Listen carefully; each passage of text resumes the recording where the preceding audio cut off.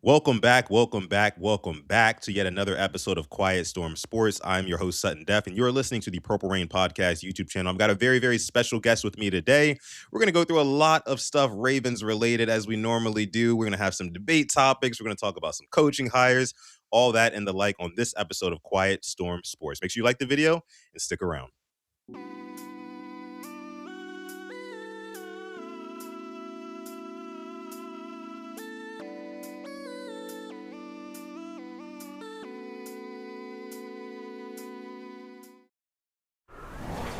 Yes. So, like I said, welcome back, welcome in, welcome one, welcome all back to yet another episode of Quiet Storm Sports on the Purple Rain Podcast YouTube channel. Like I said, I have a very, very special guest with me today. His name is Samuel Njoku from Ravens Talk Pod and then also Locked On Ravens Network. Let's go ahead and give a round of applause to Sam. Welcome back, Sam, friend of the show. Appreciate you for coming through, man. Sam, how are you doing, man? How are you getting through this offseason? Feeling pretty good. Offseason, like we mentioned before the start of the show, it's been it's different. I haven't had this feeling since 2008 when the Ravens hired John Harbaugh for the first time. So disappointed that the Ravens didn't make the playoffs like I thought they would. I thought we'd be playing in San Francisco in a couple of days, but there is a new era ahead for Ravens fans, so that's pretty exciting. Yeah, like I was just telling you before we went live, it feels like we have something to actually look forward to this offseason, right? I mean, in off seasons past, I can say at least like the past, 6, 7, 8 years, right? Since Lamar Jackson's been here, it's felt like a very bitter end to the season. Of course, Tyler Lute missing that field goal against the Steelers that knocked the Ravens out of playoff contention, that did hurt. But firing Harbaugh, 48 hours after that, it really felt like all of the scar tissue that's been built up over the last 8 years has kind of started to subside, and all that baggage, right, that we've kind of built up over the years has gone away. So it's full speed ahead to next season for myself. I'm sure for you as well. And I'm excited to talk today to you because, like I said, we haven't been here together on this podcast in a couple of months now. It's been a while since we've talked. So I'm excited to get into it. Before we do that, though, we do have our live chat. Of course, we are live right now. Appreciate every one of y'all for coming through. We got Tila in here, one of our members in the house. What's going on, Tila? Appreciate you for coming through, supporting as always. I also see King Blaze in the house in the chat. What's up, King Blaze? Let me see. Ashley Royalty is in the chat as well. Another one of our members here in the house of the Rain Gang. Let me see who else we got in here. Another member, Taurus, is in the house as well. What's up, Taurus? What's going on, man? We also got Zeke Okage says, PRP, what's good? What's going on, Zeke? And oh, look at that. We already got our first super chat donation of the episode. This one's coming from another Rain Gang member here. As Modi is dropping the 2-piece in the chat, says, hey, Sam Njoku, I watch y'all morning show daily. Yeah, I mean, Locked On Ravens, they got a lot going on over there. That is, I think, the #1 Ravens YouTube channel as of right now. I mean, I see the stats sometimes here and there of Ravens content creators, and Locked On Ravens is right up there at the top spot. Nice. So, before we hop into anything, Sam, again, thank you for coming on, but let us know where we can find you and everything that you're doing. Yeah, you can find me on Twitter, Instagram, and TikTok at Ravens Talk Podcast.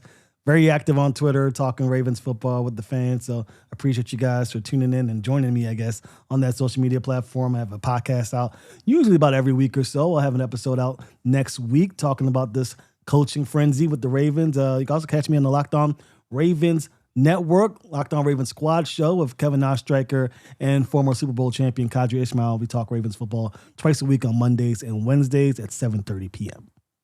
Yes, sir. Yes, sir. Y'all heard it there first. And also, if you look down in the description of this video on YouTube, Sam's channel, Ravens Talk Pod, is linked down below. So if you want to go ahead and subscribe to him, which you should, make sure you scroll down, hit that link, subscribe to Ravens Talk Pod. I know he's got some great content coming over this long, very long 8-month off season. Very sobering to say that. But again, we got a lot to look forward to, so I won't be too down in the dumps here. But again, appreciate you for donating, Asmodeus. Yes. Of course, as always, let me see who else we got in here. We got Tori Trogdon in here. We got Michael Akins in here. What's going on, y'all? Appreciate y'all for rolling through to this episode of Quiet Storm Sports. Real quick aside. I mentioned this morning on my morning show, Sutton Reactions. I want to give a personal apology. This is just on the PRP behalf.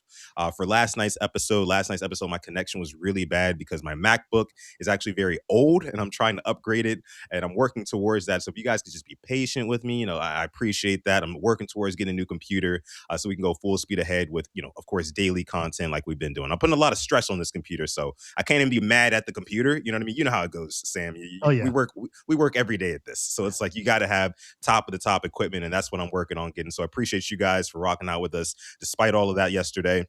And here we go. Here we go. So let's go ahead and get into what we came here to get into, Sam. Let's go ahead and transition over to our media share screen here. Let me see. Boom. Let's bring us up there. So, of course, me and Sam here. Now, let's talk about these coaching hires, right? Like I said, we haven't talked since probably somewhere in the middle of the season, maybe even preseason. I can't exactly remember. But I want to pull this up on screen.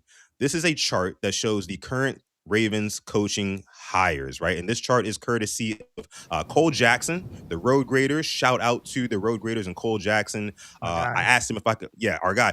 I asked him if I could use this chart, and he said, of course, anytime, brother. So big shout out to him. Ravens content creator community is just awesome. I love how everybody supports each other. It's truly a great thing. But before we dive deep into this, and I want to get your thoughts and your takes on, the overall coaching staff. I haven't even gotten your takes on Jesse Minter, Declan Doyle, Anthony Weaver, all the names you see on this list. And this is updated as of about an hour ago. I want to get your takes on that. But we do have another super chat donation. This one's coming from Tila. Appreciate you, Tila. Says donating to the laptop fund. Appreciate that, Tila, so much. Tila is a very, very loyal supporter here at PRP, and we could not appreciate her enough. She's also a moderator in the chat as well. So if you're acting up, she might get you up on out of here. So just wanted to put that out there. But Tila, thank you so much for the super chat donation. Okay. So here we go. Here we go. Sam, when you look at this chart here, what are your overall thoughts on the Ravens coaching hires so far? I want to know what your favorite hiring is so far. I want to know what your most underrated hire is so far. Are there any hirings here that kind of concern you? Let me know your thoughts, Sam. So first and foremost, I think that Jesse Minter was a fantastic hire, and I think that I want to say shocked, but I'm very surprised by the avenue that he's taken with his coaching hires. I was expecting a lot of Jim Harbaugh, John Harbaugh connections. He's a predominantly young head coach, so I didn't think he had the experience or relationships building with all of these other head coaches in different facets, different collegiate, pro, NFC teams, AFC teams. He's not really. There's no shortage of exposure to him as far as these guys that he's hiring. So very impressed by that regard. I'm sure the front office of the Ravens, Eric DeCosta, other coaches that he's brought on, has helped him with that process. So very surprised by that. Now on to the coaches that he's hired. I have been mostly pleased with all of this. Now I will say a lot of these guys I don't really know. I don't want to sit here and say I know about Israel Wolfork before the Ravens started the coaching process, the searching process. So I knew that he was a QB coach. I knew that he was on the radar. He was actually hired for a couple of OC jobs, but a lot of these guys I'm not 1,000% familiar with. So I won't hedge my bets one way or another too much on that. But what I will say is my favorite hires, Declan Doyle. I did not think the Ravens were going to actually pick him up. Huge, young prodigy, not a lot of play calling experience. I know a lot of Ravens fans are a little shaky because of the tenure with Zachary Orr, but this is a guy who's been around, Sean Payton and Ben Johnson, two highly respected offensive minds, not only in the NFL, but in all of football. So I'm very pleased by that. Joe Lombardi, senior assistant. I can't believe the Ravens were able to bring him on. I mean, that's amazing in itself. Anthony Weaver, he's going to be a head coach in this league. Now, that's the thing. The Ravens know that Anthony Weaver is going to be a head coach. In fact, there was talks about Anthony Weaver being a head coach prior to the Zachary Orr hire, and that's one of the reasons why I think John Harbaugh went with Zachary Orr, because I thought that he knew that there was a fast track for Anthony Weaver to be a head coach. Maybe didn't want to, impede or slow down the progress of this defense. They already lost Mike McDonald after a 2-year stint. Maybe he was looking for a more stable position at DC. At least that's my thoughts. I'm not sure, but that would make a lot of sense. So Anthony Weaver coming here, defensive mind. He's huge for this defense. Pair alongside Jesse Mitchell, who's going to be calling the defensive plays. I think that's going to be a very well-made match.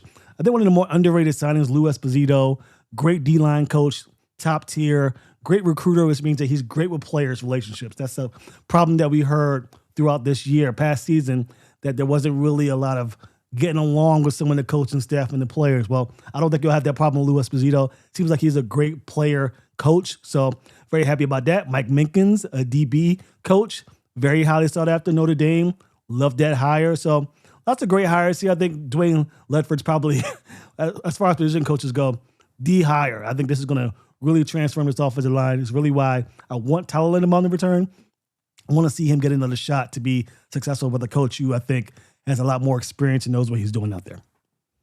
Yeah, you mentioned Dwayne Ledford and then also bringing back Tyler Linderbaum. I mentioned on the last episode of the Purple Rain podcast that it's going to be imperative to get Linderbaum back, especially playing in a scheme with Dwayne Ledford, because Dwayne Ledford, with the Falcons ran a lot of zone scheme runs, and that is one of the things that Tyler Linderbaum excels at. I mean, he moves his feet very well, and he can down block with the best of them. So I think that I understand that John Harbaugh, it's been rumored that he's trying to maybe poach Tyler Linderbaum in free agency, but with the salary cap going up, I mean, it's either got to be, to me, it's looking like it's either going to be Linderbaum or Likely. I don't think we keep both.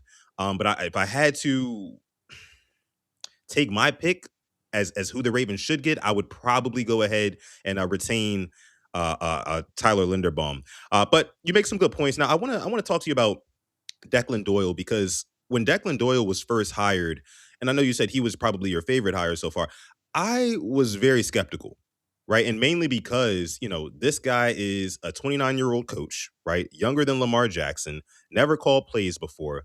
However, he does come from the Ben Johnson slash Sean Payton tree, which did intrigue me, right?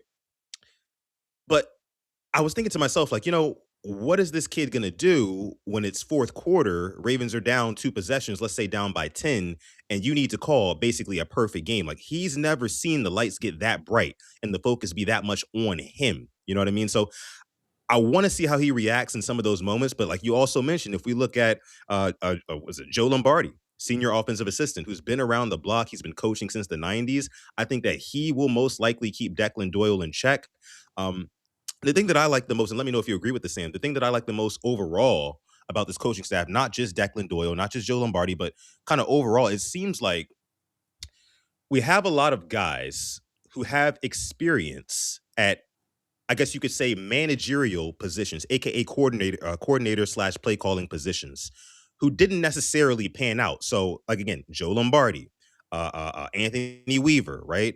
Some other guys, the newest guy that we just hired, Marcus Brady. They all have prior coordinator and play calling experience. They didn't do the best when they did that, but my philosophy is this, and let me know if you agree.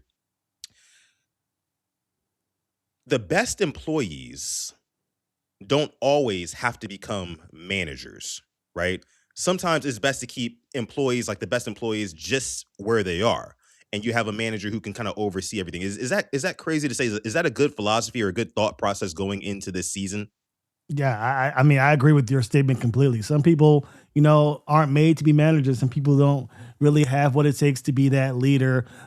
Taking too much on at once, having to dip your toes into every little bit.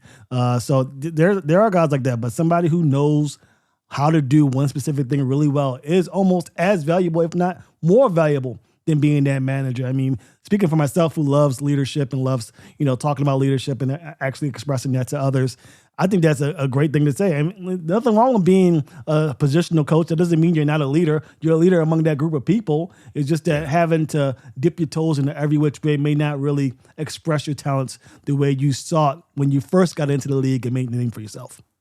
Yeah, absolutely. I mean, I agree with that wholeheartedly. Now, let's talk specifically. Let's hone in on Marcus Brady here, because he was the most recent hire as of about a couple of hours ago. It was him.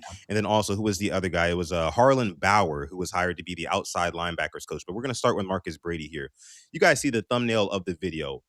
Is this a concerning hire? Because I look through, Chargers Twitter and Chargers Reddit and stuff like this. Is what I love to do when making these hires, because you get to see, like, from the fan base that they know exactly what's been going on with some of these guys, right? Mhm. So, but with Marcus Brady, some people are concerned because the Chargers passing offense wasn't necessarily up to snuff last year. But I would challenge that by saying this. The Chargers and the Ravens had very similar issues last year when it came to protecting their quarterback, right? They both had offensive line issues. And here's a stat for you, Sam. The Chargers and the Ravens were both bottom five, respectively, number 4 and number 5, at sack percentage allowed on passing plays. I believe the Ravens gave up 9 points, like They gave up sacks on 9.6% of their passing plays, and the Chargers gave up sacks on 9.5% of their passing plays. Appreciate the sub. 77 figures. And we also have another super chat donation from Trav. Says, love the show, laptop fun. Appreciate that, Trav. And then also, Asmodeus sent one a little bit earlier as well. We appreciate that. Love that. Love that. Thank you for making it rain here on Quiet Storm Sports. But I think that if the Ravens can, again, like we mentioned, retain Tyler Linderbaum, and then in the draft, address the trenches very heavily, and Dwayne Ledford has a good unit going forward, I think that Marcus Brady, again, not being asked, like we just mentioned, not being asked to necessarily do so much, right? Underneath Declan Doyle and the senior tutelage of Joe Lombardi, I feel like everything can really come together and Marcus Brady can succeed in this offense. I don't think it's a concerning hire at all. I'm actually very, very excited about it. Also, he's familiar with Jesse Minter. He was on that coaching staff with him. So I like the continuity there. Overall, I am a fan of this hire simply because we know what we need to do. I mean, they had the same sort of pain points over there in LA that we had in Baltimore. And as long as we fix that offensive line, I think Marcus Brady, the sky's the limit for him. What do you think? Yeah, I have no problem with the hire. Now, again, Chargers fans, you got to realize you had Mr. Greg Roman as the offensive coordinator there, so that is a completely different issue. I don't think that Marcus Brady isn't just his 2 years in LA. I think he also had experience in Indianapolis Colts with Frank Reich, so he has experience. He was with the Eagles as well, during one of the highly sought after years of Jalen Hurts. So he has experience with top tier QBs. He has experience with Jesse Minter. I think it's going to be a match made in heaven, to be quite honest with you. But I will say this. Tyler Linderbaum isn't a sure thing at offensive line, and so some of these issues may resurface itself. So the Ravens need to do a good job of either getting Tyler Linderbaum in the contract or having a really good plan set in place to respond to 3 interior offensive line issues heading into this season. Yeah. And I mean, the biggest point you already mentioned it, and they're mentioning it in the chat as well. Glaucoma mentioned it, and then Johnny Hewitt mentions it here.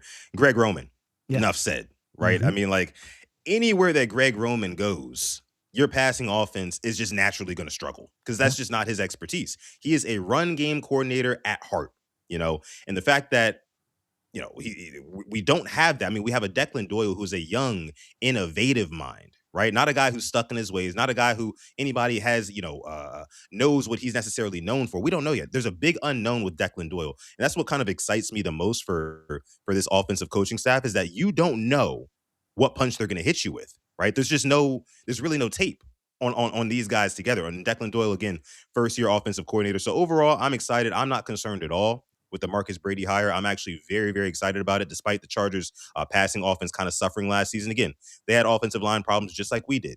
Yep. They had Greg Roman just like we did a couple of years ago. So we know what issues they were coming from. And as long as this coaching staff, which it seems like Jesse Minter, he understands what needs to be done in order to move forward with this Ravens team and for them to be successful, especially on offense. He's a defensive guy, but he's making all the right hires, in my opinion, to make sure that this offense is on the same level as that defense. Now, talking about the defense, Sam, you mentioned Anthony Weaver. Kind of talk a little bit more about your reaction to Anthony Weaver being the Ravens defensive coordinator. Because again, this is a guy who was getting some head coaching looks. He was getting some head coaching looks, and he did okay in his stint with the Dolphins. I think he had the number 4th ranked defense in his first season as defensive coordinator for the Dolphins. But then in the last season, so this past season, I think they ranked 22nd in total defense in the league. So kind of took a step back there.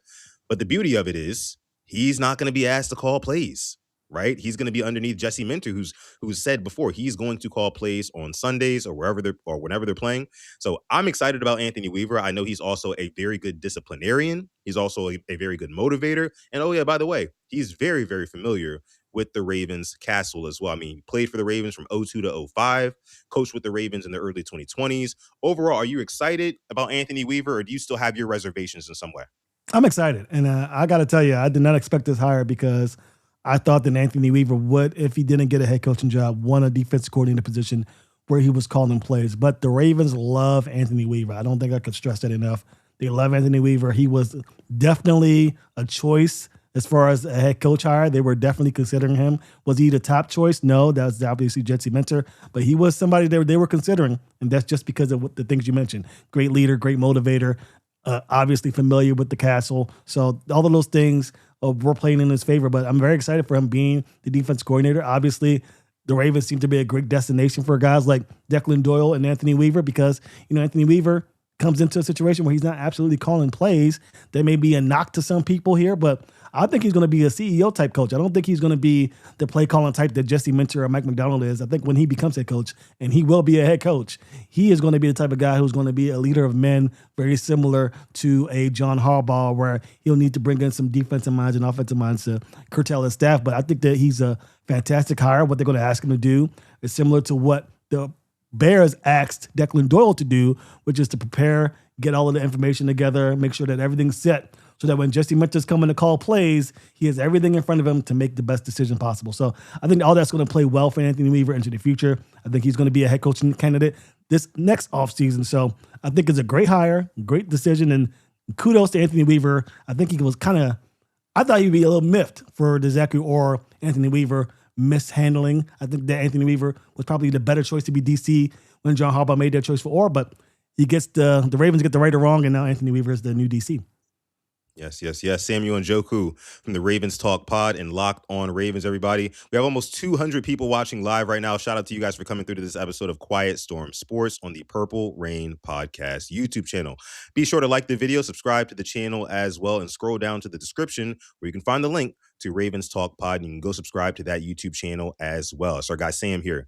Okay, so kind of some of these smaller hires, right? And I see Sip to Tally Films coach in the chat. Shout out to you, coach. Appreciate you for coming through. Always, man. Appreciate you, brother. My guy.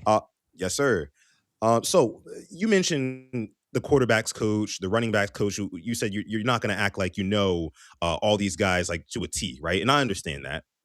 But from a philosophical standpoint, for me, I really like the Israel Wolfork hiring at QB coach. Of course, we were all sad to see T. Martin go, but I think the combination of these two things, number one, Wolfork is 36 years old. Lamar is 29. Not too big of an age gap. I like the fact that the Ravens are focusing on youth and relatability to the players, right? That's important to me.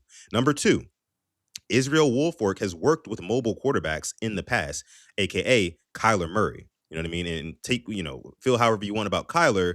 He's a mobile quarterback and not exactly the same way as Lamar Jackson, but similar, right? So I think that it'll be a very smooth kind of transition of not necessarily power, but just transition of coaching there. And I think that T. Martin did a fabulous job at coaching up Lamar Jackson, kind of getting close with him and acting sort of as a liaison, which is what Cordell Woodland told us earlier this week.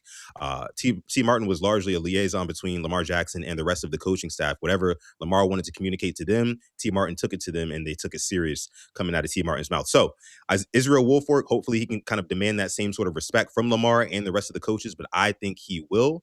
And then also Eddie Faulkner as well, right underneath that, the running back coach, poached him from the Steelers, right? Yeah. Got him right out of the division. You said yuck. Yeah, I hate the Steelers this one. Well, yeah, for sure. But here's the thing, though. He's developing running backs like Jalen Warren, right? Jalen Warren had over 1,000 yards rushing. You also have Kenneth Gainwell, who was the MVP of the Steelers this season. Yeah. And take that for what you want, but these are two lesser known guys who actually were very productive under Eddie Faulkner's coaching. So I can only imagine, Sam, what Eddie Faulkner is going to be able to do with a future Hall of Fame running back in Derrick Henry. And then also a Keaton Mitchell, who can be probably one of the best perimeter runners in this league under the just kind of the creativity of Declan Doyle, and Dwayne Ledford in this offensive line. I think that this running game is really, really going to be able to open up. And of course, off of that, the Ravens will be able to pass as well. The Ravens are still waiting on a wide receiver coach, tight end coach. We'll find that, I'm sure, in the coming days. But it really seems like this coaching staff is really shaping out very well. Now, one more thing I want to ask you before we move on here. There's a lot of youth. Right? There's a lot of college coaches that they've bought in. Does that concern you at all for a team that is squarely in their Super Bowl window? It really does still feel like Super Bowl or bust next year. It's win now, right? Does it concern you that you're getting a lot of first-time coaches coming out of college to coach this Ravens team that has sky-high expectations? Mike McDonald came from Michigan. I mean, that's it right there in a nutshell. I don't think the transition from college to pro is as vast for coaches than it is for players. So I have no issue with the collegiate. In fact, I appreciate more of the young collegiate coaches coming in here because the game is changing that way. It's become a passing league. I mean, we don't have Tom Coughlin here anymore or Bill Cowher. I mean, those type of coaches need to go away because the game has changed so much. So I'm all about these young guys coming in. I want more of that around the league. So I like that for the Ravens. I think it's going to be fantastic for them, and the youth will actually help them because I think some of the problems with this Ravens roster and the coaching staff this past season was a little bit to do with connecting with the coaching staff. And it's hard to do that when the guy you're trying to connect with was born in the 60s. So I think having these young guys come in who know what they're talking about, they have the success in either the college or the pros that are going to come in and change things here. I think having that youth, having that comfortability to come up there and talk to them, I think it's going to pay dividends. A couple of more things I want to bring back to your Eddie Faulkner thing. When Eddie Faulkner was hired, the Sure. first thing I thought of was Justice Hill and Keaton Mitchell. I wasn't worried about Derrick Henry. Henry's going to be Henry, but you mentioned Gainwell and what he was able to do with that running back group. I think he's going to do the same thing to an even greater level with those two running backs. So I'm very excited for Eddie Faulkner. And for Israel Wolfork, I think that T. Martin's, well, I won't say firing, but the fact that he didn't return, I think will end up being a good thing for this football team as well. I think that too often Lamar Jackson was leaning on T. Martin to be that guy to speak to the coaching staff. And I think that created some disconnect in some aspects. I think Lamar Jackson too often would maybe lean on T. Martin services to be the voice. I want Lamar Jackson to be the voice. And I think Israel Wolfork coming here. And yeah, maybe Wolfork will gain that relationship where Lamar can go to Wolfork and ask to speak to the coaches. But I think early on, you'll see a situation where if Lamar wants something, he's going to have to go to the top and speak to these coaches that are ultimately going to decide his fate as one of the top tier quarterbacks in the NFL. Yeah, and that's a fabulous point there, Sam. I think that Lamar Jackson this season has to be a little bit less passive and a little bit more aggressive in what he wants. Because now for the first time in Lamar Jackson's career, he really has. I mean, it's players to coaches, so it might be a little bit of apples to oranges here, but he has seniority over a lot of these new coaches, right? So if I'm Lamar Jackson going into what year 9, I want to say it's going to be, Yeah. you know, I'm the vet here.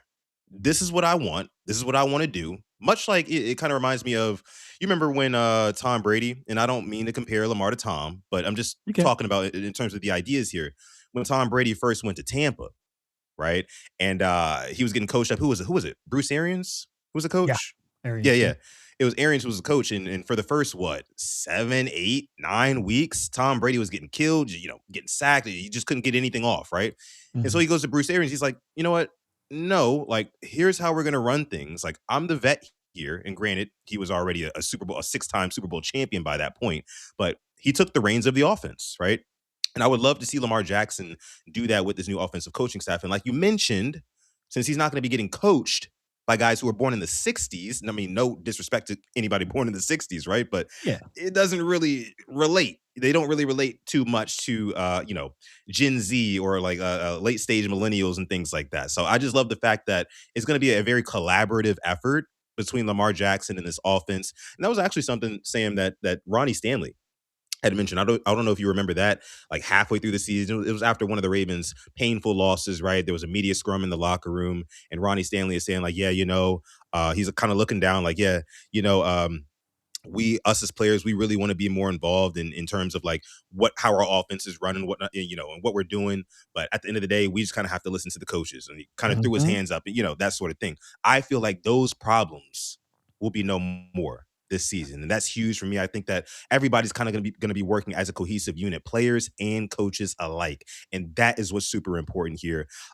Everybody working together as a unit. So, you have anything else for the offense before we get into the newest hire on defense, Sam?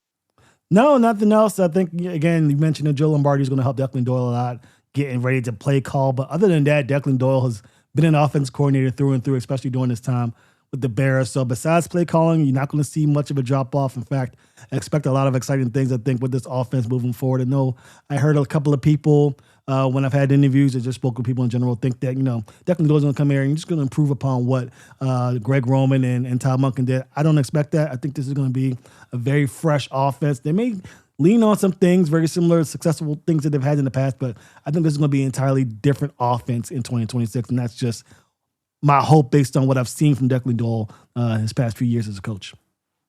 Yeah, man. I mean, honestly, we might be getting away from some of that, excuse me, some of that clunky AFC offense, and we might Yeah. be getting some more of that high-powered NFC offense again, bringing in a Declan Doyle who's coming from that Sean Payton / Ben Johnson tree. I'm excited as hell for it, Sam. I am. So 241 people watching live right now. Shout out to you guys. Welcome into the Purple Rain podcast. This is the Quiet Storm Sports Show. I am your host, Sutton Def.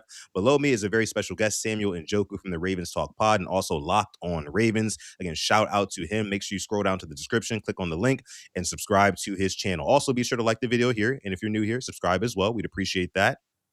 One more thing, we had a giveaway last night. Shout out to our giveaway winner, Trey Biz. He won a free Lamar Jackson jersey, and we will be doing giveaways regularly throughout the offseason on this channel here, but it's only going to be for the members of the channel. So if you're a member of the channel, you don't even have to worry about anything. You're automatically in the running for all of our giveaways on the channel. So appreciate y'all for supporting. As always, we're going to keep rocking out here, though. So moving on to the defensive side of the football. We already talked about Anthony Weaver, but the latest hire that the Ravens made yesterday was Lou Esposito, another college coach who's coming in, the talented defensive line coach. I'm excited as hell about that as well. Ravens do have some things to address on the defensive line. We don't know, and let's start here. We don't know the status of Nnamdi Madubuike, right? That's kind of like the biggest domino on defense to me. What are your current thoughts on Madubuike? I'm sure you've seen the remnants on Twitter, him making posts here and there. It might seem a little bit cryptic. What do you think happens? I mean, I know you don't know, but like, what are your current thoughts on Nnamdi Madubuike? I mean, I don't know. I mean, I want to say I was in the know, but I mean, we all knew how serious whatever happened was when it first went down, because the Ravens were very, they they weren't giving up too much information, and less than usual. And the Ravens really don't give out a lot of information when there's an injury. So I was expecting the worst. Those tweets have made me optimistic, and I'm just hoping, one, that he makes the right decision. If it's a situation where, and this is what I'm assuming, I've seen this often with neck injuries like this, that, sure, you can go out there, that there is a chance you can get hurt, but there's a chance you couldn't get hurt. Maybe a doc says the chance of re-injuring it is limited, but there is a possibility, and he has to pretty much make a choice about whether or not his health is more important than, staying, out of the football realm. So if I had to guess, I'd say he'd probably give it a shot, just based off the tweets. At least that's my hope. And I don't think that should change the Ravens' outlook about the position, because even with Madubuike in, I was still clamoring for the Ravens to make some depth moves inside the defensive line. Maybe these aren't depth moves that you make. Maybe you get one very good talent and then another depth piece. But I think the Ravens do need to inject this line with some talent, even without Madubuike or with him, whatever way it just goes. But they do need to address the issue for sure in 2026. Okay, so with that being said, Sam, 14th pick overall in the draft. What's the first position you're going after if you're EDC? It ain't receiver. I'll tell you that. I'm not going receiver with the 14th No Mekhi Lemon? pick. I'm not doing it unless that number one receiver, and I can't think of his name off the top of my head for some reason. Maybe it's because it's getting late, but there's one receiver where I would maybe decide to go that route. But for the most part, I think the Ravens need to address the trenches. And if the trenches are resolved during free agency, and that's a possibility now. I mean, the Ravens, I don't think they need to get top 5 talents on the guard position. They don't need to get the best guard. They just need to have somebody better than Falele and better than Voorhees. And that's not very difficult to do when it's all said and done. They won't need to put up a lot of money into the position. Now, if you do that and you feel comfortable enough with what you got to guard, and you feel like you address the pass rush with a big-time splash, maybe a Trey Hendrickson, maybe you trade for a Max Crosby, though I think that's not likely to happen, then maybe you can go after a position with the number 14 pick that's outside the realm of those two positions. We talked about trenches being the ideal spot, but if you address the trenches in free agency, maybe you go receiver. Maybe not. I just don't think that there's a receiver at number 14 available that's worth that pick. Too often, the Ravens don't have a lot of. When's the next time the Ravens are going to have a top 15 pick? I don't think it's going to happen as long as Lamar Jackson's quarterback again, unless there's a big-time injury, knock on wood, to the QB position. I think the Ravens are going to be picking in the 20s and 30s for years to come. So you want to make sure that you hit on this number 14 pick. I don't see it being receiver. Maybe they go pass rush. Maybe they trade up and get a guy like Bain. But whatever you do, you make sure you hit, because, again, not a lot of opportunities left for the Ravens in this decade for them to go up and get a guy that high in the draft. Yeah, I mean, that's for sure. I mean, I totally agree. Got to go trenches with that 14th pick. I mean, whether it be offensive line or defensive line, I guess it does depend on what you do in free agency first. My thought process is this. I think you go out and you buy, right? You acquire a proven commodity. You basically buy your next Kevin Zeitler, right? A serviceable, more than serviceable right guard or left guard. And then you just kind of rock out from there. I think right guard is where you address, you buy in Yeah. free agency. And then you maybe see Emory Jones plug in at that left guard spot, who we saw make some strides at the end of the season when they did start to play him a little bit more. And then in the draft, I think you go defensive tackle, right? I think you got to go defensive tackle. But talking about Matabike, somebody put in the chat just now. Let me see who it was. I want to shout him out. Let me see about Matabike. Justin Hayes in the chat here says we should get confirmation before the draft where this is going as far as Beaks, because that's a huge domino, Sam, a huge domino. I think that Matabike being here or not, like the difference between those two things is like the difference between the Ravens being Super Bowl favorites or not. That's just for me. He's huge. He's that big of a piece on the defense. You saw what he was able to do in those first what 1 or 2 games that he played this season. Yeah. I think back to week 1 against the Bills when the Bills were storming back, and I know we ended up losing that game, but Matabike ended one of the Bills' drives with a sack. From the interior. I mean, that sort of production you just cannot replace, right? And so if he can't go, you have to address that pretty heavily this offseason. But we'll see. Speaking of pass rush, though, today, the Ravens brought in outside linebacker coach Harlan Bauer, another college coach from Duke. He coached up some really good prospects I hear from the at Duke, in that ACC conference, and he also coached up Aeneas Peebles as well. Yep. Aeneas Peebles attended Duke, and I like the continuity there. I would love to see Aeneas Peebles while we're talking about interior rushers. I would love to see him take a step forward this offseason as well and going into next season. I know the biggest gripe on him from John Harbaugh was that, okay, this guy can't stop the run. All he can do is kind of rush from the inside. He has the frame to rush from the inside and things like that, kind of like that lower center of gravity. But in terms of stopping the run, I get it. They want their next Michael Pierce, whatever. But overall, I mean, I know this is kind of fresh news, right? I'm not sure if you talked about this on your channel, made a video about it yet. But Harlan Bauer, what did you think when you first heard the news there, if any? I was thinking about the connection with Aeneas Peoples. He has that connection. He also has a connection to Tyler Santucci, who's the inside linebackers coach.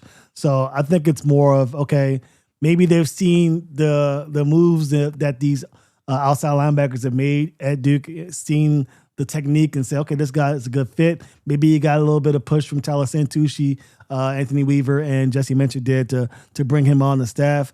Other than that, I don't see too much. I think they were like middle of the pack as far as rushing the passer goes. We're always about sacks, and the sacks I think were about middle of the pack for Bauer. So I don't know. I'm not too familiar, like I mentioned, with him. But again, sometimes it's not just about getting the best hot name. It's about, continuity. It's about forming a team within the coaching staff as well. And so there's ties there within these people. So it makes me very excited for him getting maybe an ear and then at a Lou Esposito and say, hey, let's get Aeneas Peoples involved more here. We know he can rush the passer. Also, it's on Peoples here in the second year to get into shape, get into that mindset of being a pro, something that I think all second-year players should be doing at this point, just finding a way to be a better version of themselves from their rookie year. But I think just him being familiar with a lot of the coaches on the staff is going to be huge for this team. Oh yeah, for sure, for sure. And all of the defensive coaches, I'm very excited to see how they perform under Jesse Minter. You know what I mean? Because Jesse Minter is kind of like, well, not kind of. He's leading the charge on the defense, right? And I'm sure you've seen some of the mic'd up with Jesse Minter when he was with LA and stuff like that, and how he is just such a great teacher. And I think that some of that teaching ability will just kind of naturally trickle down into all of the guys you see on the right side of your screen here. Anthony Weaver, who I'm sure he'll be collaborating with because that's the defensive coordinator, but Lou Esposito, Harlan Bauer, of course, Tyler Santucci, who's coming into his second year as a professional coach as well, Mike Mickens and everybody on the like down there. So we've talked about the coaches, right? Let's go ahead and get into something a little bit different here. We're talking about off-season acquisitions. Earlier this week, you had Derrick Henry on the Up and Adams show, and I talked about this earlier this week on the pod as well, but I want to get your take on it, Sam. Derrick Henry was talking about one player in particular that he would love for the Ravens to go after. It's a former teammate of his. Let's go ahead and take a listen to what he had to say. AJ Brown, there's some swirling rumors that he might end up on the Ravens. We would Wouldn't that be gladly love to crazy? have him. You We what? would gladly love to have him. Tell me about that. What would that even, like, knowing Lamar, what would that look like, that dynamic? Like, why would you welcome an A.J. Brown? AJ's a dog. I play with AJ in Tennessee, so With Vrabel. yeah, with Brady. So and L likes playing with guys who got dog mentality, so he'll love AJ. He'd be a good fit for Lamar, you Gladly, think? come on over. Make Come the on pitch over. right here. Tell him. I mean, it's a rumor. Please. AJ, come to Baltimore. Let's go get this ring. You got one in Philly. Y'all did that. Y'all think Come you're to maybe an Baltimore. A.J. Brown a piece away, like an A.J. Brown. That is a Super Bowl winning piece. He's done it before. Yeah, I mean, we got AJ Brown, like him and Zay. That'd be crazy. And then Bate, that'd be crazy. That'd be Mark. Yeah, so you get the point there. I mean, Derrick Henry is a huge advocate for bringing in an AJ Brown, and like I said, like I told my subscribers earlier this week, I don't think that Derrick Henry was talking to AJ Brown at all because AJ Brown doesn't control that sort of thing. He was talking directly to Eric DaCosta. He's basically looking in the camera and saying, "No, AJ Brown, come on," but kind of in an indirect way saying, "EDC, find a way to get this dog on the team."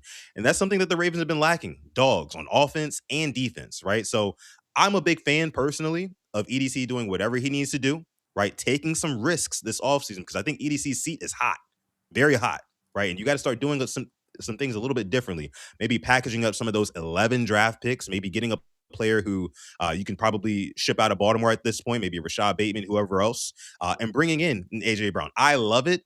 I'm sure we'll get into it a little bit more, but how are you feeling about AJ Brown? Do you like it, love it, or hate the prospect of that happening? The trenches are the concern for this Ravens team. It wasn't because the Ravens didn't have Bateman. It wasn't because the Ravens weren't getting the most out of Isaiah Likely that this team failed to make the postseason. It's because they couldn't protect the quarterback and they couldn't get after the quarterback. So that is my thought process with this. Don't let these flashy targets impede you from fixing what was wrong with this team. And it wasn't anything other than protecting your quarterback and getting after the quarterback. Now, I have grown a little bit on the side of getting a receiver in recent weeks, recent days, especially considering what Declan Doyle had done with the Bears, considering what he has done in the Sean Payton offense in the past.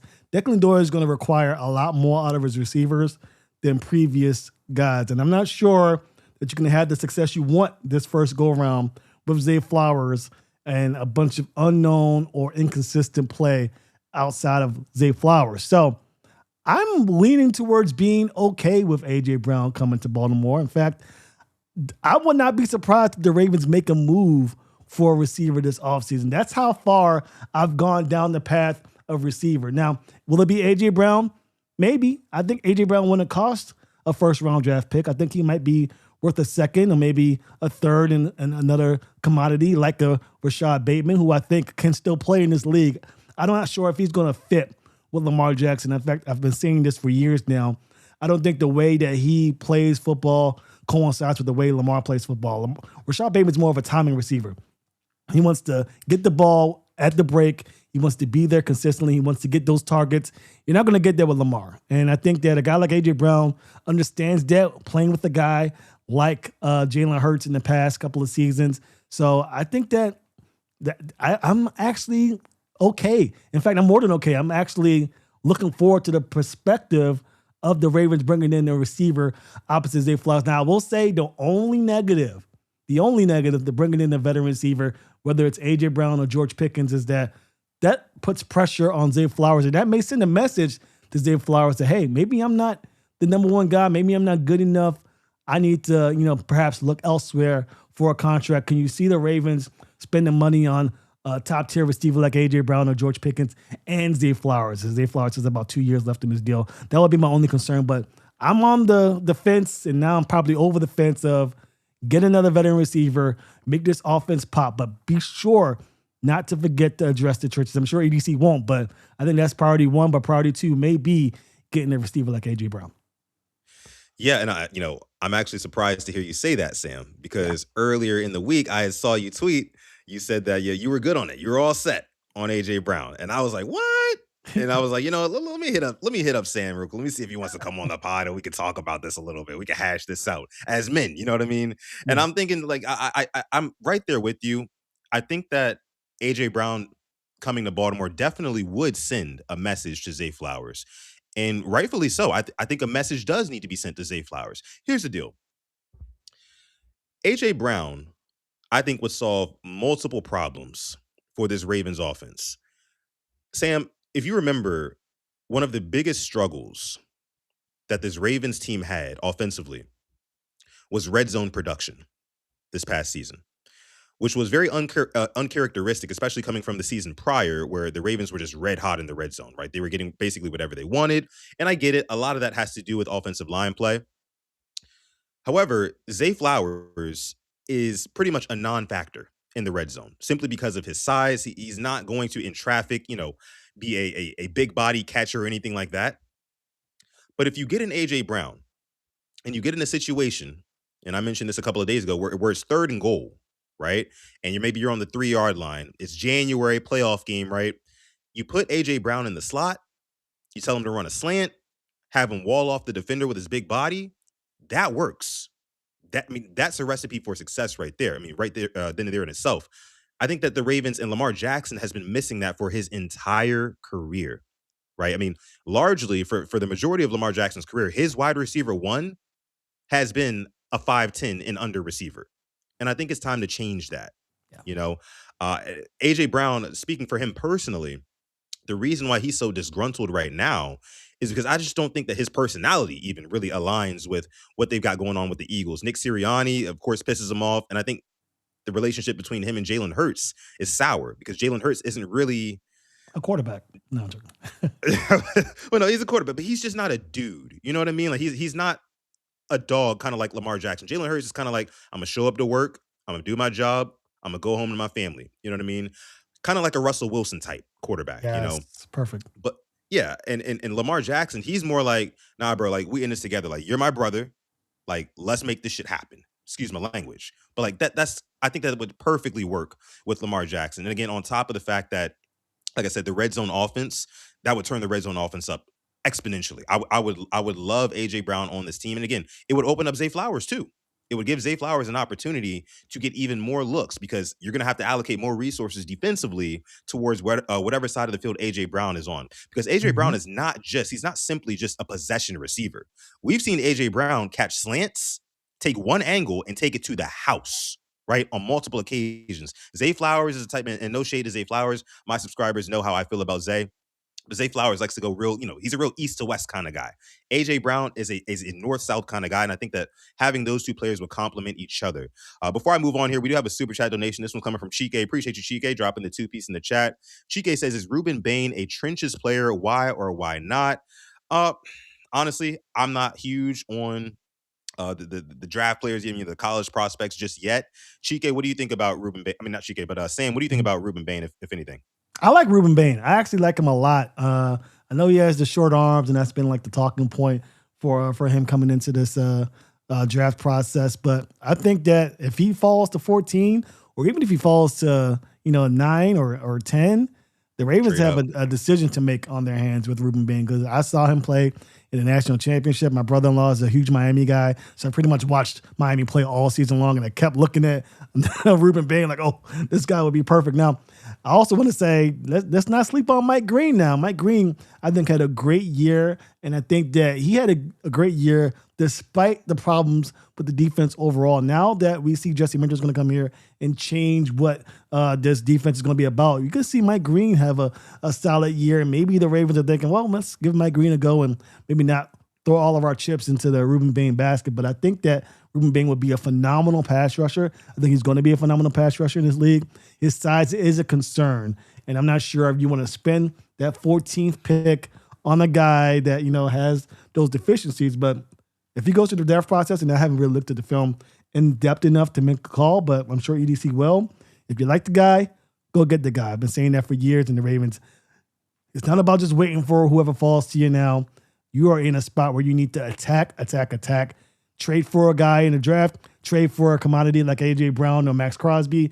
Do whatever it takes to right the ship, because this is a big year for Eric DeCosta. I say last year was the year of John Harbaugh. We saw how that went. I think this is the year of EDC, and he needs to figure it out. Yeah, for sure. I mean, and before we get back to the AJ Brown talk, I mean, you mentioned Mike Green, and then you mentioned Ruben Bain's size as being a potential issue. Mike Green, that was his biggest issue this year, was the size. I mean, he was getting stonewalled by some of the bigger offensive tackles in this league. He had a couple of, bright spot moments, and I'm excited to see what the combination of him putting on 10 to 15 pounds of muscle and getting a teacher like Jesse Minter, who, of course, we saw what he did with Adafe Owe on a short season, getting him back to 10 sacks for the second season in a row. I'm excited to see what Mike Green has to offer. So I don't know about reaching for a Ruben Bain, and I hate to call it a reach, because I know he's a phenomenal player, but like we mentioned, I think that if you are going to go out and get an AJ Brown, which is, I guess, back to this, you do have to invest in the trenches in order to get your return on investment on him, because AJ Brown would be an investment. He would be definitely an investment. And a lot of people have concerns about, how would the Ravens be able to pay for him? Salary cap is here and all that stuff. But think about the salary cap. Yeah, Lamar Jackson, he's going to get extended. That's going to open up a lot of room. But outside of that, Sam, the salary cap goes up and up and up and up every year, right? So you get AJ Brown for 2 to 3 years. It's like, yeah, I mean, his cap hit's going to go up and up every year. But if the salary cap is going up, if the ceiling's getting higher and higher, then that hit won't hurt as bad. You know what I'm saying? Like, I mean, especially with all, the NFL is making buku amounts of money. They're partnered with Amazon and Netflix and Peacock and all these streaming services. There's only more and more money flowing into the league, which means the salary cap is going to go up and up and up. So I think that it makes no sense to really worry about how you're going to pay the bill. I mean, you could talk to Steve Bisciotti. You remember a couple of weeks ago when they had that press conference, Steve Bisciotti was asked about Lamar Jackson's contract, and Steve Bisciotti was not stressing at all. He didn't break a sweat at all. He's basically saying, like, yo, look, we can make the money work. That's not the problem. We just got to figure out a deal with Lamar, and, we'll kick the can down the road however many times we want to, however many times we need to. I think the same thing applies for getting an AJ Brown. AJ Brown is a piece who could take your offense from averaging, I don't know how much the Ravens average points per game this season, but you could easily average a good 30 points per game with Lamar Jackson, Derrick Henry, AJ Brown. Oh my goodness, man. And Zay Flowers, I can only imagine. Another super chat donation. We got some more Ruben Bain talk. Coop Man dropping the 5-piece in the chat. Appreciate you, Coop Man. Says Bain just went up against the Giants from the Big Ten, SEC, and ACC. Look at who he played and how he performed. His size should not matter. We need to get him. I like it. I like that. But at the same time, though, again, he's not going to be available. He's a top 5 pick. Yeah. I think we would have to reach for him. We would have to reach for him. So with that being said, I'm not a huge advocate for reaching up past number 14, especially considering you're going to have a litany of talent there sitting at 14. And you consider the last time the Ravens picked at 14, who do we get? Number 14, Kyle Hamilton. So I think we're going to get a very, very valuable player there, no matter who it is. I'm excited for that, but I just don't want to reach on a Ruben Bain. And now if the Ravens did it, I mean, I would rock with it because I'm a Ravens fan. That's what we do. But yeah, appreciate your super chat donation, Coop, man. We'll see what happens. We'll see what happens in the draft. We'll see what happens. And I know Ruben Bain's a dog. But yeah, I guess just kind of putting a bow on the AJ Brown talk there. We're both fans of it. I think that the Ravens need to make it happen. If there's any season to push your chips to the middle of the table, if you're EDC, it's this season. The Ravens are squarely in their Super Bowl window. Some people are saying it's closing. No, it's right there in focus. You know what I'm saying? So you got to do some things different too. Because like I said, EDC's seat is getting hot per Steve Bisciotti himself.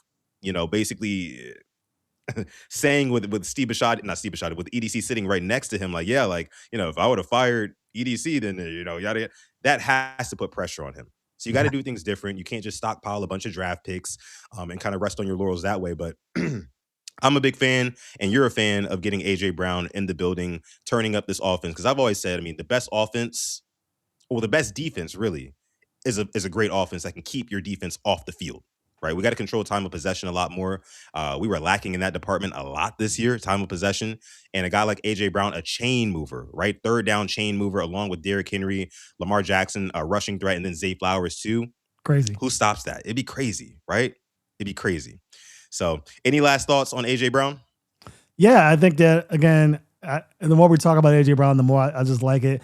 Doesn't have to be AJ Brown. I hope it is AJ Brown. Doesn't have to be. You just need to get a receiver. George Pickens is another guy, and probably going to cost a lot of more money than AJ Brown because AJ Brown is under contract already. But you got to get somebody out there to play opposite Zay Flowers, and then the run game opens up. That's the one thing that I think is being lost in all of this, maybe a little bit. The running game will open up because there's no way you're going to clog the box with 8 or 9 players when you got AJ Brown on one side and Zay Flowers on the other. Those guys are man killers. They're going to destroy man-to-man coverage. They're going to destroy zone coverage. They're going to destroy off coverage. So it's best believed that, if this Ravens team were to acquire a receiver like that, the sky is the limit once again for this offense. Yeah, for sure. And, just one last thing. AJ Brown, I think, perfectly fits AFC North football, right? We saw what he did with the Titans, right? I think that also with AJ Brown being such a big body, blocking him on the outside would be, oh my goodness. Him blocking on the outside would be beautiful. And I'm just thinking for the likes of guys like Keaton Mitchell, right? If he's a perimeter runner, if he's taken to the outside, you got AJ Brown blocking up the last, DB or whatever who can take out Keaton Mitchell, the last line of defense, right? Or whatever DB. He's going to spring off a lot of big runs, and AJ Brown, I just think would be invaluable to this offense. I truly do. Appreciate the sub. Reed, appreciate that sub. And then we also have another super chat donation before we wrap this one up here. Again, appreciate y'all for coming through. Let me see. Mad Ross says, not a fan of Ravens drafting, get proven talent.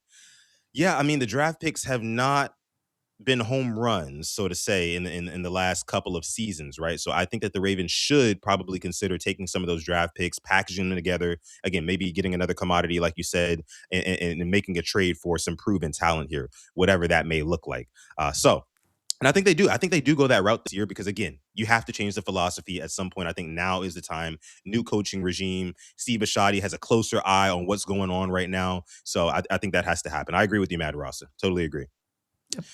But yeah, so I think that's going to do it. That's just about do it here for us here on the Quiet Storm Sports podcast on the Purple Rain Podcast YouTube channel. We appreciate y'all for coming through. Sam, I thank you so much, man. You were great here. Let's go ahead and clap it up for Sam, a returning guest here on Quiet Storm Sports. Again, we appreciate you each and every time. Hopefully, we can have more talks like this throughout the offseason. Is that cool if I hit you up? You come back on later on? Let's do it. Let's make it a regular thing. Sounds good. Sounds good, man. Appreciate you again for coming through. And again, also, make sure you scroll down below, look at the description, click on the link in the description. That will take you to the Ravens Talk Pod on YouTube. Make sure you hit that subscribe button for our guy Sam. Also, make sure you subscribe to the Locked On Ravens YouTube channel as well. I know a lot of you guys are, but make sure you go ahead and sub there as well. They do a great job. They do a great job and very, very consistent there. So make sure you guys like this video, subscribe to the channel. Again, it is Super Bowl week. And before we get out of here, I got to get your Super Bowl pick, Sam. Who are you going with on this Sunday? It's the Seahawks. There's no doubt about it. I think the Patriots had the path of least resistance. They head up against the juggernaut and the Seahawks. If Nick Warrior plays, it's no question. I think the Seahawks take it by a touchdown. By a touchdown. Yeah, the spread is what, -4.5, and yeah. I'm picking them to cover that as well. I mean, I just think that Seahawks defense is going to be a little bit too much for the Patriots offense. I mean, the Patriots offense again has kind of been stumbling throughout this playoffs. So granted, they've played some pretty good defenses on the way to the Super Bowl, but I don't really see them lighting up this Mike McDonald-led Seahawks defense at all. I could see a smooth, I'm thinking 30-21 maybe, something like that. We'll see. Regardless, I think that Sam Darnold is probably going to win the MVP. I think JSN has a good game. A lot of people are saying JSN might win MVP, but the better game that JSN has, it just makes Sam Darnold look even better, So I think that Sam Darnold will probably end up winning it, and that would be crazy to think, right? That, I mean, from that 2018 draft class with Josh Allen and Lamar Jackson, that Sam Darnold will be the first one to not only make a Super Bowl, but win a Super Bowl and a Super Bowl MVP. I mean, this NFL stuff is absolute cinema, is it not? Bananas. Yeah. It's crazy. It's crazy. But you guys enjoy that game this week, and I'm sure it'll be a good one. Maybe it'll go the other way. Who knows? It's the NFL. Like we said, it's bananas. The parity is crazy in this league. So we'll see what happens. But until next time, we love and appreciate you guys. Like the video, subscribe to the channel, and we'll see you guys in the next video. Peace.